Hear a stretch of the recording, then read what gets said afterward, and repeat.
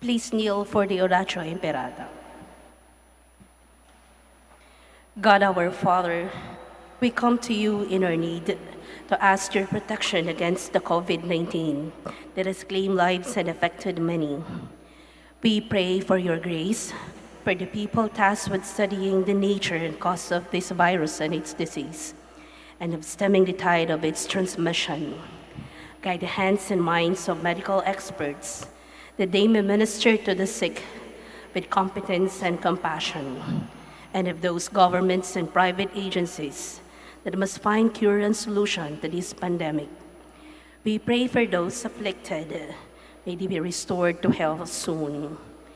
Grant us the grace to work for the good of all and to help those in need. Grant this through our Lord Jesus Christ, your Son, who lives and reigns with you in the unity of the Holy Spirit, God, forever and ever. Amen. Mother Mary, help of all Christians. Pray for us. Saint Raphael the Archangel. Pray for us. Saint Roch. Pray for us. Saint Lorenzo Ruiz. Pray for us. Saint Pedro Calungsod. Pray for us. Please stand.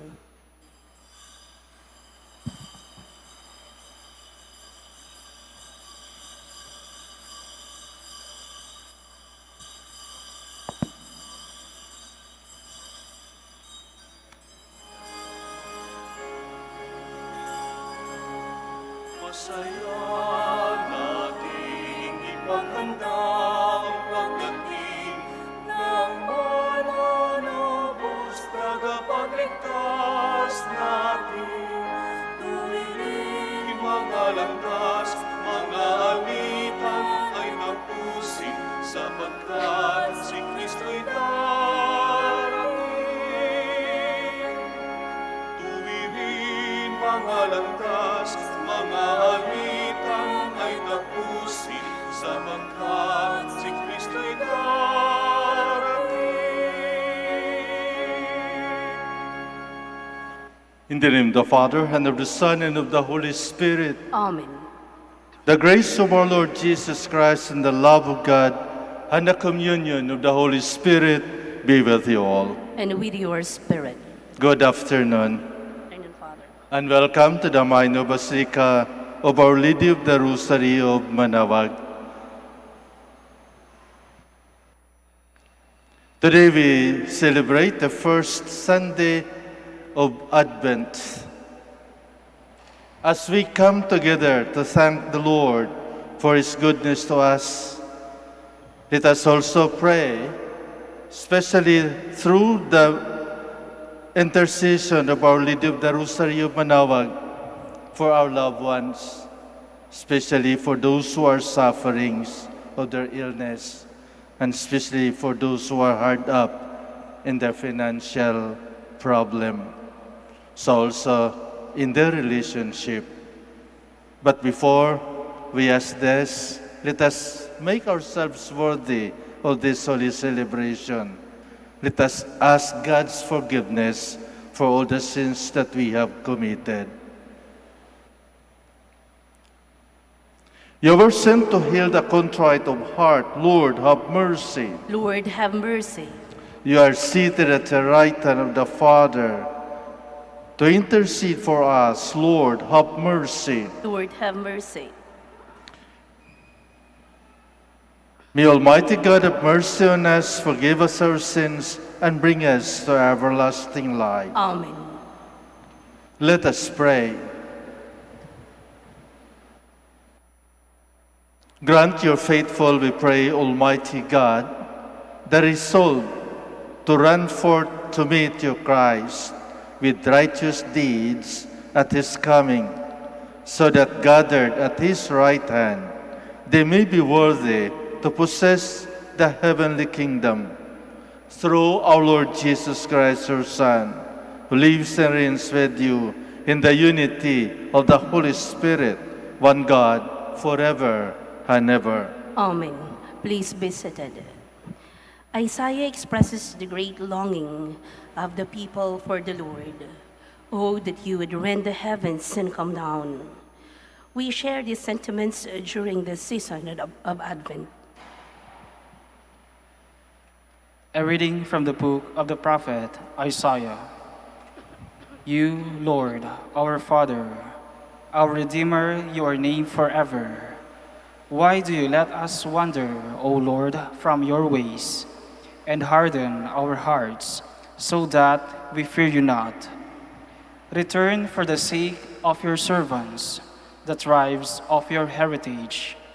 Oh, that you would rend the heavens and come down, with the mountains quaking before you, while you wrought awesome deeds we could not hope for, such as they had not heard of from of old. No ear has ever heard, no eye ever seen, any God but you, doing such deeds for those who wait for him. Would that you might meet us doing right, that we were mindful of you and our ways. Behold, you are angry, and we are sinful. All of us have become like unclean people. All our good deeds are like polluted drugs. We have all withered like leaves, and our guilt carries us away like the wind. There is none who calls upon your name, who roses himself to cling to you. For you have hidden your face from us and have delivered us up to our guilt. Yet, O Lord, you are our Father. We are the clay, and you the potter. We are all the work of your hands. The word of the Lord. Thanks be to God. Lord, make us turn to you. Let us see your face, and we shall be saved. Lord, make us turn to you. Let us see your face, and we shall be saved. O Shepherd of Israel, hearken. From your throne upon the cherubim shine forth. Rose your power, and come to save us. Lord, make us turn to you. Let us see your face, and we shall be saved. Once again, O Lord of hosts, look down from heaven and see. Take care of this vine, and protect what your right hand has planted, the Son of Man, whom you yourself made strong. Lord, make us turn to you. Let us see your face, and we shall be saved. May your help be with the man of your right hand, with the Son of Man, whom you yourself made strong. Then we will no more withdraw from you. Give us new life, and we will call upon your name. Lord, make us turn to you. Let us see your face, and we shall be saved. The words of the Apostle Paul are an excellent reminder during this season as we reflect on the Lord's coming into our lives. A reading from the first letter of St. Paul to the Corinthians. Brothers and sisters, grace to you and peace from God our Father and the Lord Jesus Christ. I give you thanks to my God always on your account, for the grace of God bestowed on you in Christ Jesus, that in him you were enriched in every way, with all discourse and all knowledge, as the testimony to Christ was confirmed among you, so that you are not lacking in any spiritual gift, as you wait for the revelation of our Lord Jesus Christ. He will keep you firm to the end, irreproachable on the day of our Lord Jesus Christ. God is faithful, and by him you were called to fellowship with his Son, Jesus Christ our Lord. The word of the Lord. Thanks be to God. Please stand.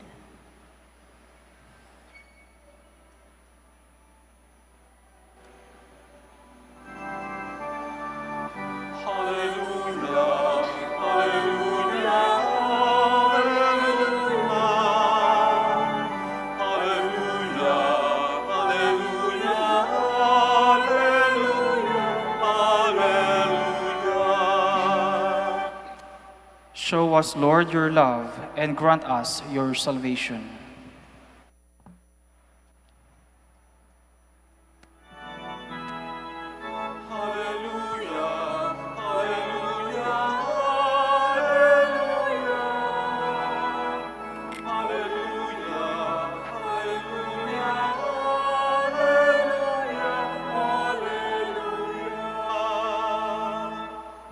The Lord be with you. And with your spirit.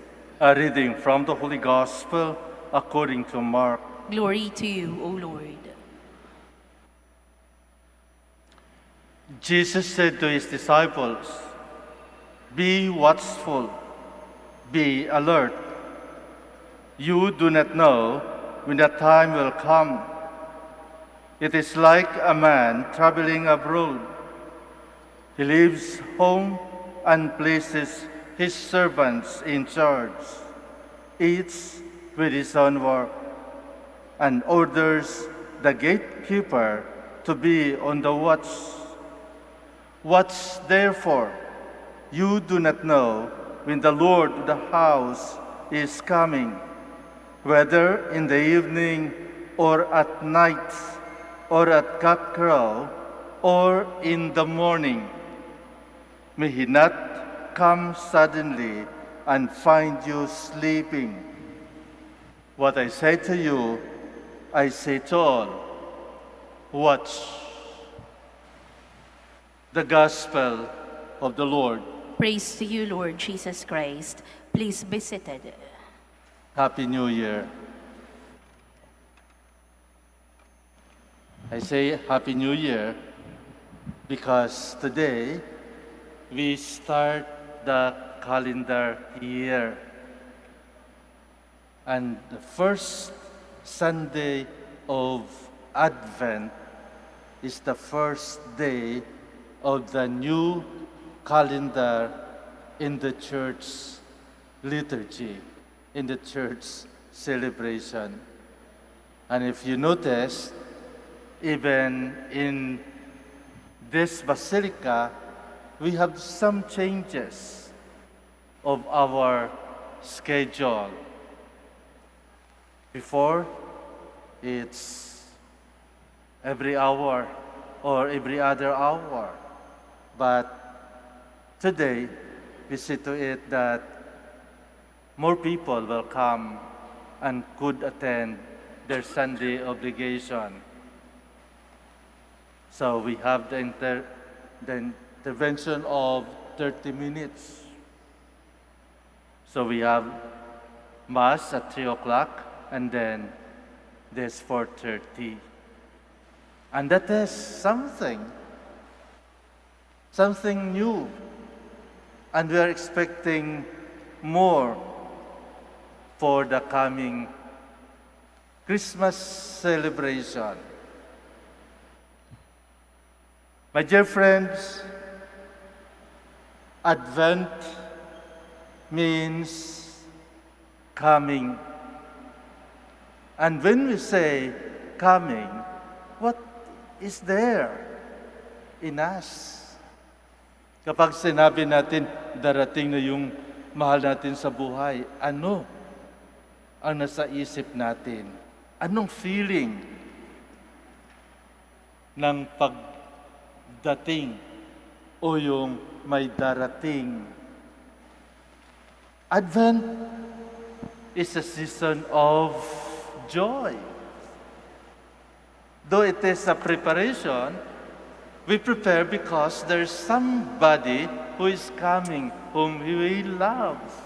Kaya hinahandaan natin, lalong-lalo na sa probinsya, kapag may dumating taga Maynila, talagang hahandaan, di ba?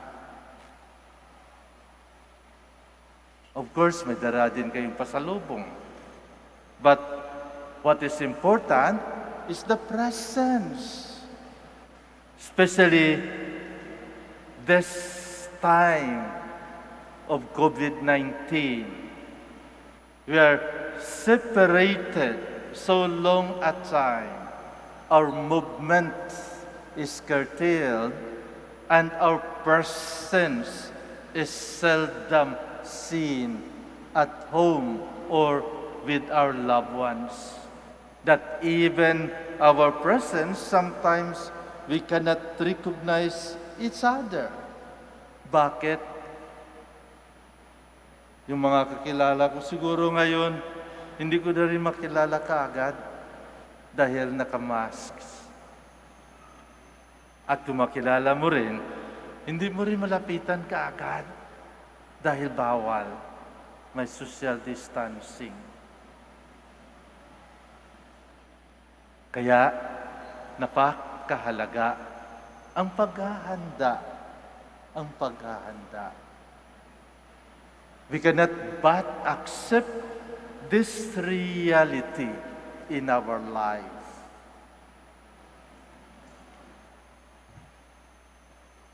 When we come, then we are expecting something new.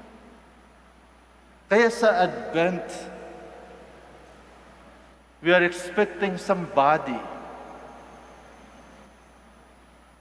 Yung hinihintay natin. At bakit hinihintay natin? Nako, nakakatakot actually din kapag balikan natin yung ating unang pagbasa. We are expecting for the first coming of our celebration of Christmas. In this coming, that the first reading from Isaiah looks forward to with anticipation, return for the sake of your servants.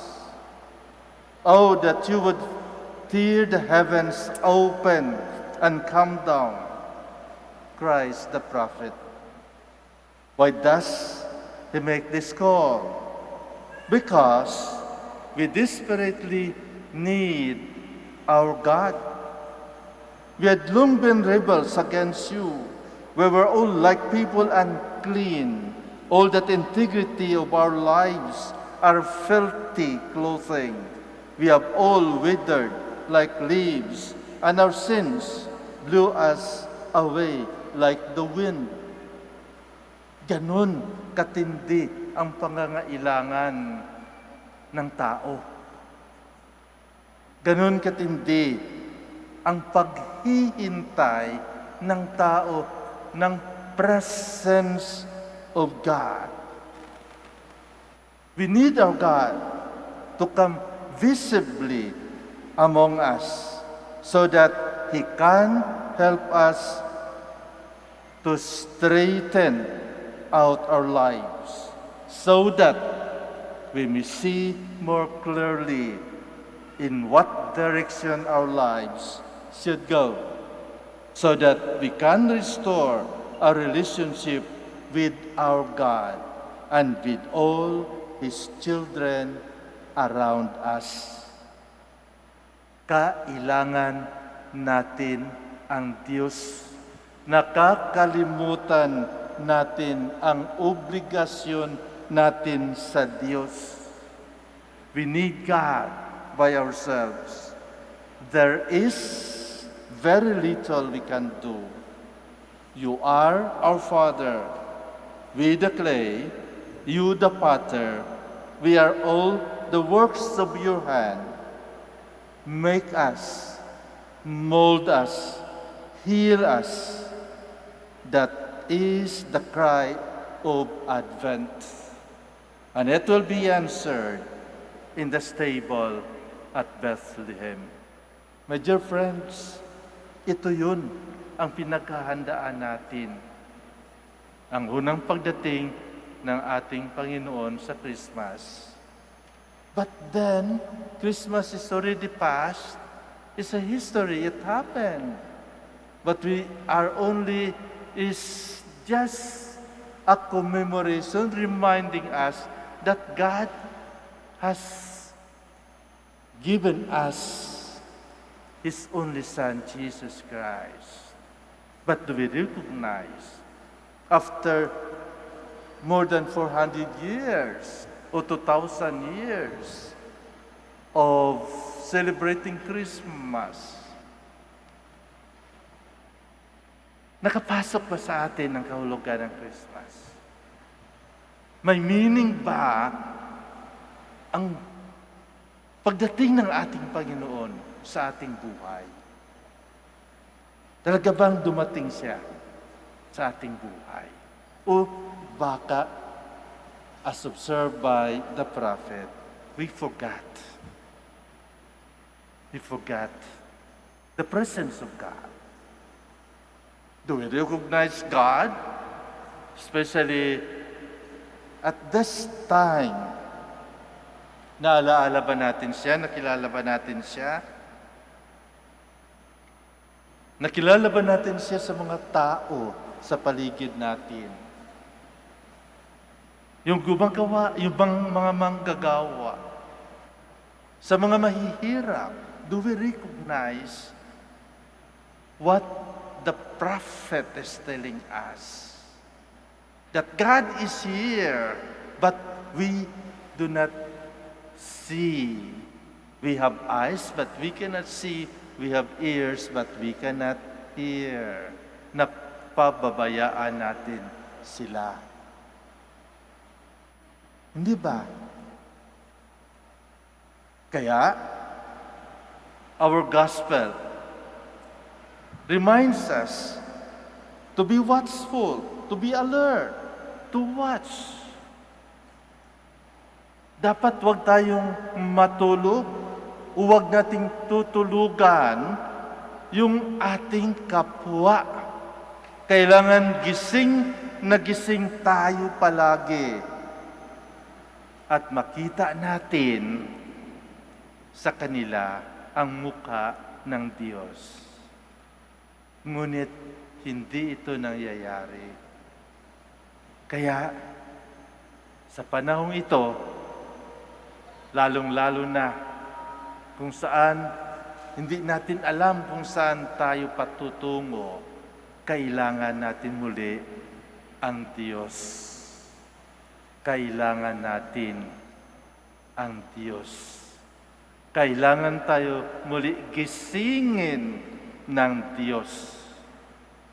At kapag dumating ang Diyos sa buhay natin, dapat handa tayo.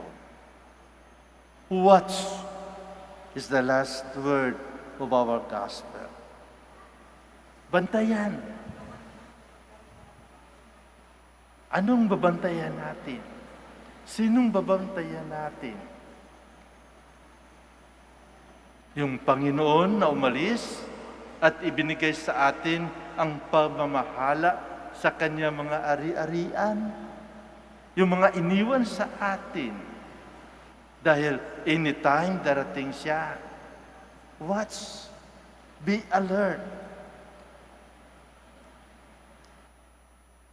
Mga kapatid, sa palagay ko, hindi lamang babantay natin ang pagdating ng Panginoon. Sa palagay ko, unahin natin bantayan ang ating mga sarili. Alam na ng Diyos kung anong dapat gawin. At siya lamang ang may alam kung kailan siya darating. Ngunit tayo, kahit yung mga anghel, walang alam kung kailan siya darating. Kaya, we have to watch. We have to watch not only the person of the Master, but we have to watch ourselves.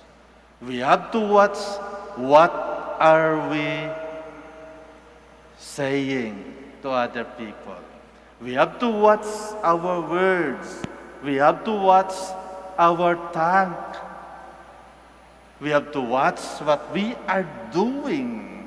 We have to watch what kind of life are we living. We have to watch our relationship with one another. We have to watch what we are doing.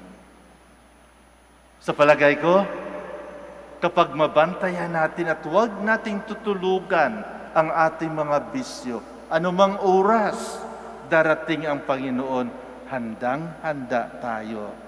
At bakit? Dahil gising na gising tayo sa kabutihan na ating ginagawa sa ating buhay. Kaya mga kapatid, huwag nating tulugan ang mabubuting asal. Huwag nating tutulugan ang mga karapat-dapat nating gampanan ang ating obligasyon sa Diyos, ang ating pagsunod sa Kanyang mga utos. We have free will, yes, but that free will must be used for our own good. That freedom is being or must be used to attain the best, to attain the good that we can. Be watchful, be alert, watch yourselves.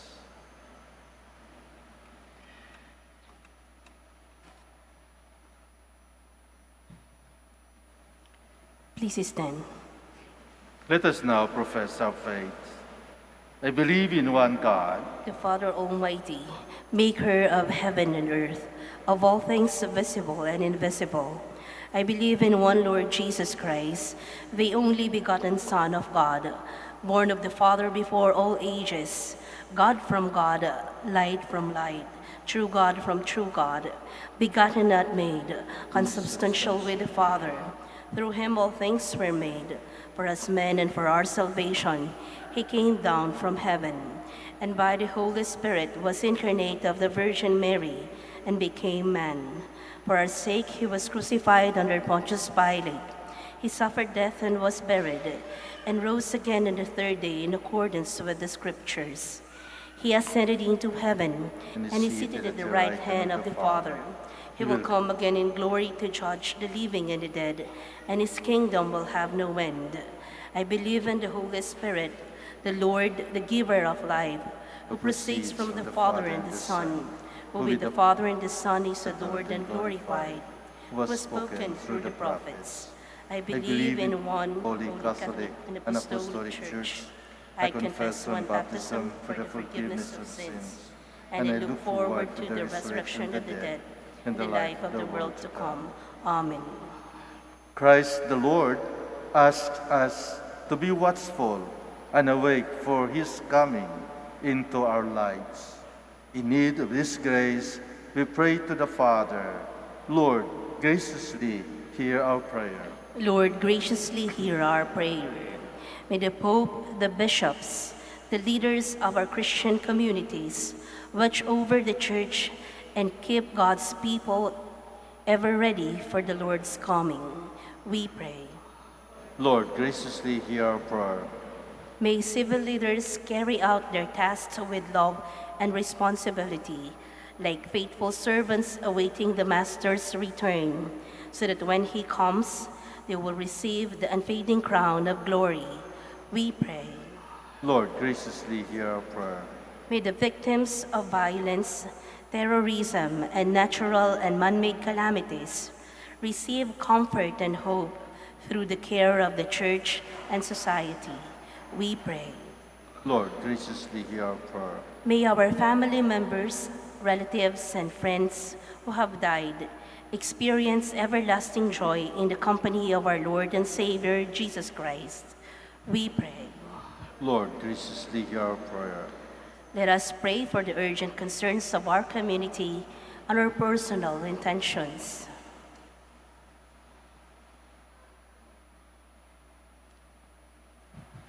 We pray. Lord, graciously hear our prayer. In silence, we may now offer our very personal intentions and prayers. Let us include the intentions of this Mass. And let us pray, especially for those who are in need, particularly of their health, of their financial support, and especially of their relationship with one another. We also pray for all our dead friends and loved ones. Father, we eagerly wait for the coming of your Son. Strengthen us by the inspiration of the Spirit, and make us watchful and prayerful, you who live and reign forever and ever. Amen. Please be seated.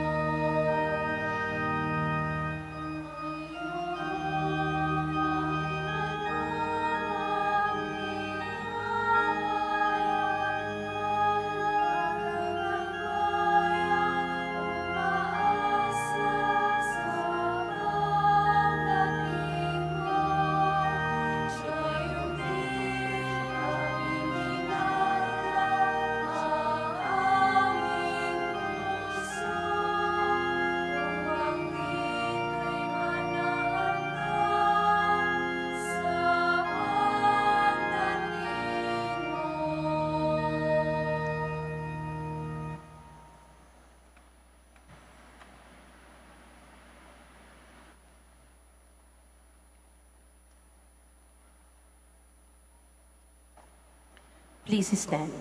Pray, my dear friends, that my sacrifice and yours may be acceptable to God, the Almighty Father. May the Lord accept the sacrifice at your hands for the praise and glory of his name, for our good and the good of all his holy church. Accept, we pray, O Lord, these offerings we make, gathered from among your gifts to us, and may what you grant us to celebrate devoutly here below gain for us the prize of eternal redemption. Through Christ our Lord. Amen. The Lord be with you. And with your spirit, Lift up your hearts. we lift them up to the Lord. Let us give thanks to the Lord our God. It is right and just. It is truly right and just, our duty and our salvation, always and everywhere to give you thanks, Lord, Holy Father, Almighty and eternal God, through Christ our Lord. For he assumed at his first coming the lowliness of human flesh, and so fulfilled the design you formed long ago, and opened for us the way to eternal salvation, that when he comes again in glory and majesty, and all is at last made manifest, we who watch for that day may inherit the great promise in which now we dare to hope.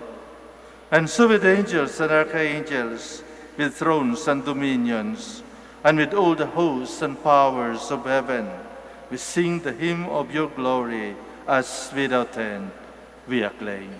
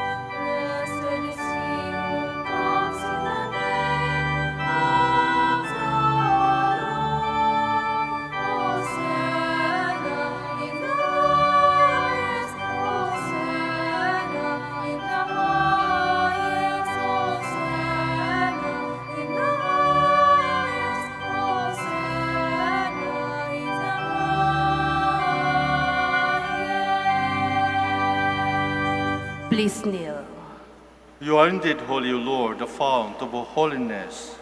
Make holy, therefore, these gifts, we pray, by sending down your Spirit upon them like the dewfall, so that they may become for us the body and blood of our Lord Jesus Christ.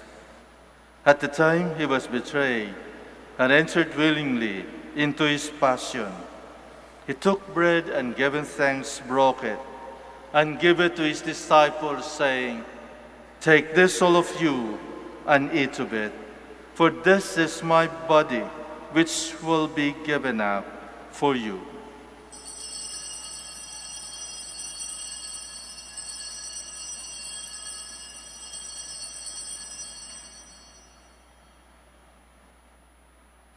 In a similar way, when supper was ended, he took the chalice, and once more giving thanks, he gave it to his disciples, saying, "Take this, all of you, and drink from it, for this is the chalice of my blood, the blood of the new and eternal covenant, which will be poured out for you and for many for the forgiveness of sins. Do this in memory of me."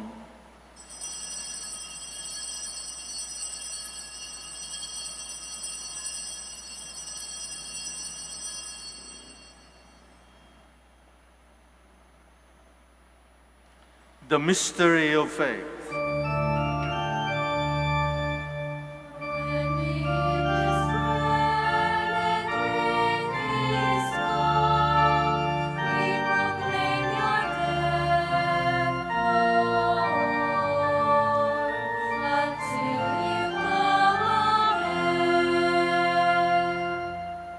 Therefore, as we celebrate the memorial of his death and resurrection, We offer you, Lord, the bread of life and the chalice of salvation, giving thanks that you have held us worthy to be in your presence and minister to you. Humbly we pray that partaking of the body and blood of Christ, we might be gathered into one by the Holy Spirit. Remember, Lord, your church spread throughout the world, and bring her to the fullness of charity, together with Francis our Pope, and Socrates our Archbishop, Fidelis his assistant, the religious, and all the clergy. Remember also our brothers and sisters who have fallen asleep in the hope of the resurrection, and all who have died in your mercy. Welcome them into the light of your face.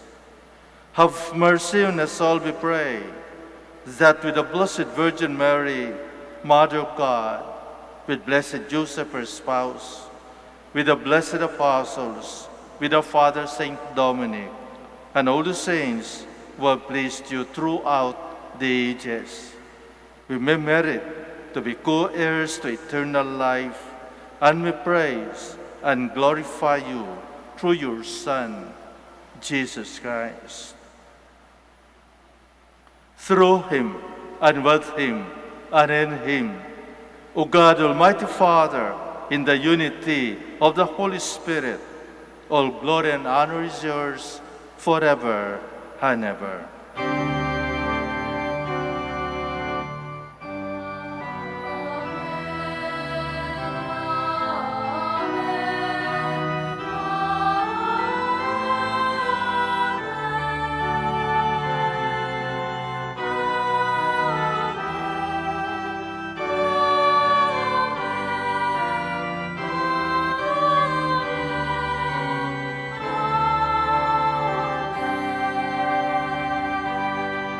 Please stand.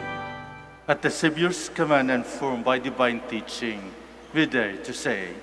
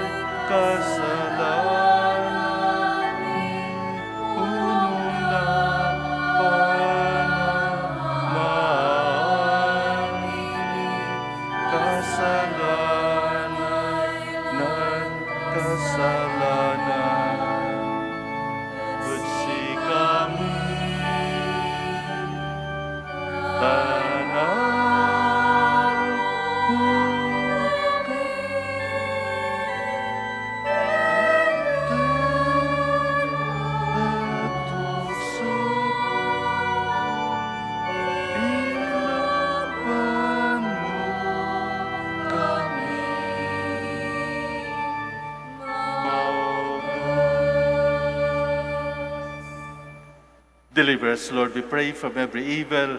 Graciously grant peace in our days, that by the help of your mercy, we might be always free from sin and safe from all distress, as we await the blessed hope and the coming of our Savior, Jesus Christ.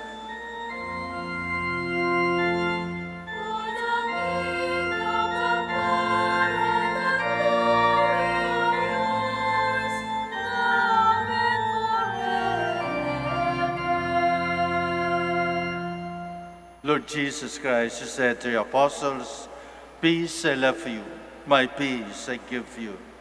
Look not on our sins, but on the faith of your church, and graciously grant her peace and unity in accordance with your will, who live and reign forever and ever. Amen. The peace of the Lord be with you always. And with your spirit. Let us offer each other the sign of peace.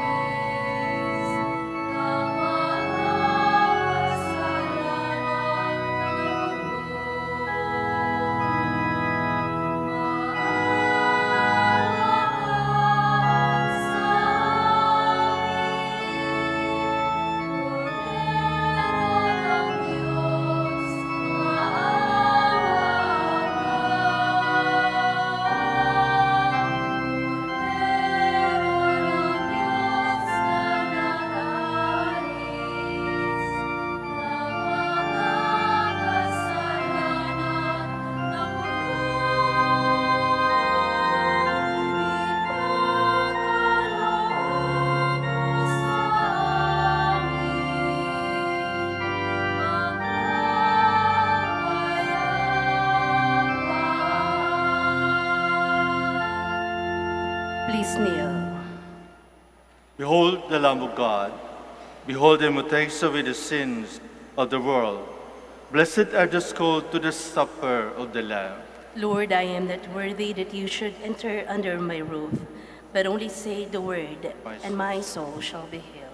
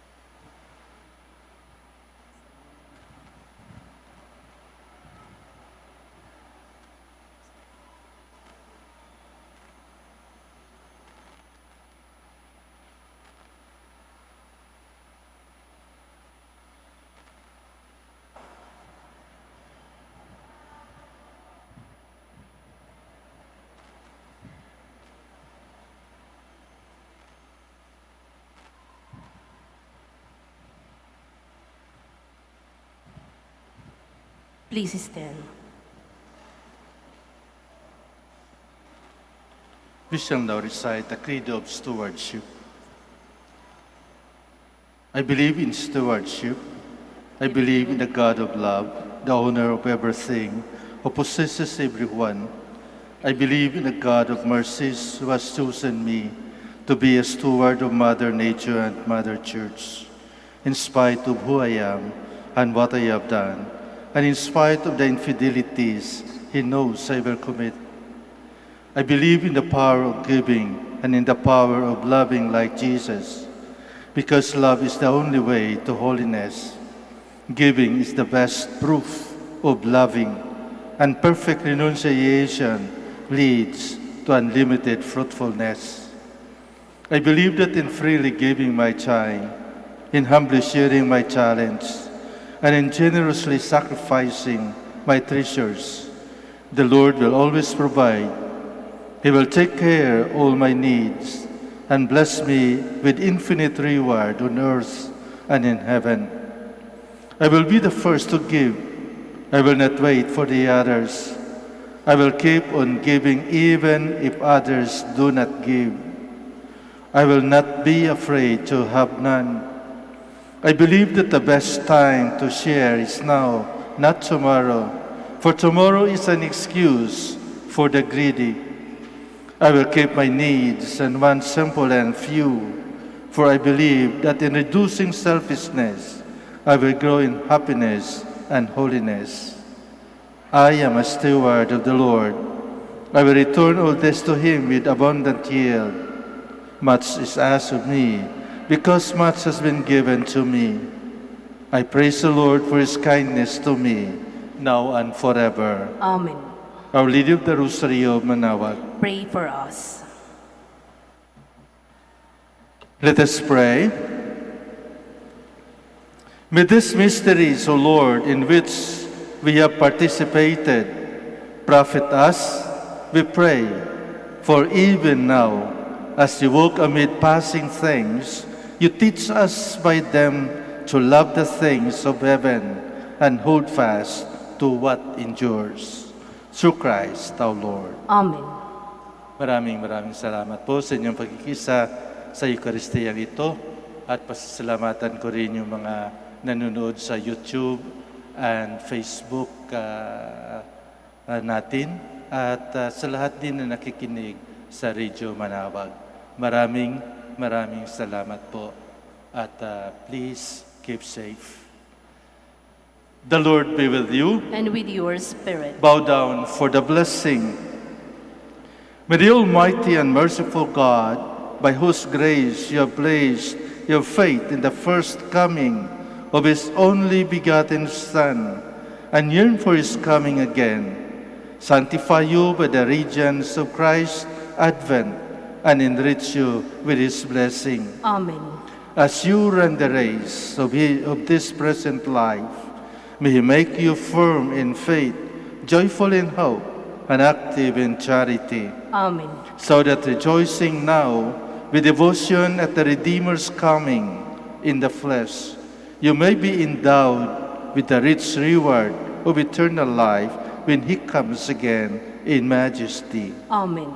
And may the blessing of Almighty God, the Father, and the Son, and the Holy Spirit come down on you and remain with you forever. Amen. Go forth, the Mass is ended. Thanks be to God. We will now have the blessing of our sick brothers and sisters. Please remember the names of your loved ones who are sick and were not able to come for this blessing. We will also bless your religious articles. Just remain where you are. Our help is in the name of the Lord. who made heaven and earth. Let us pray. God, our Almighty Father, by your blessing, you give us strength and support in our frailty. Turn with kindness toward our sick brothers and sisters, free them from all illness, and restore them to good health through the intercession of Our Lady of the Rosary of Manaoag, so that in the sure knowledge of your goodness, they will gratefully bless your holy name. We ask this through Christ our Lord. Amen. For your religious articles. In memory of the mysteries of the life, death, and resurrection of our Lord Jesus Christ, to the honor and glory of the Blessed Virgin Mary, Mother of Christ, Mother of the Church, Our Lady of the Rosary of Manaoag, may all these rosaries, images, candles, oil, and other religious articles be blessed and made holy in the name of the Father, and of the Son, and of the Holy Spirit. Amen.